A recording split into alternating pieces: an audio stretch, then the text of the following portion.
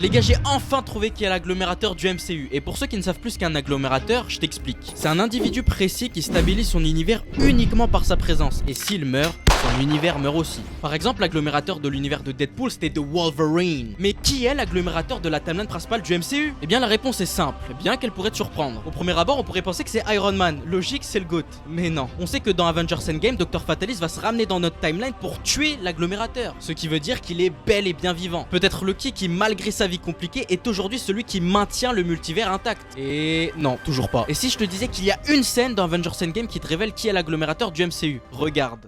Strange is meant to be the best of us. Strange est destiné à être le meilleur d'entre nous. Quand elle disait ça, j'ai toujours pensé qu'elle voulait dire le meilleur des sorciers suprêmes. Mais dans No Way Home, on sait que le sorcier suprême c'est Wong. Mais l'ancien savait une chose qu'on ne savait pas. Dans Endgame, Strange voit une seule possibilité sur 14 millions de comment vaincre Thanos. Et je suis prêt à mettre ma main à couper qu'il y en avait une où Doctor Strange gagnait en se sacrifiant comme dans Multiverse of Madness. Mais ayant vu les conséquences qui est la destruction de son univers, il choisira celle où Iron Man meurt. Et toi, est-ce que tu penses que le MCU peut survivre sans Doctor Strange? Et abonne-toi.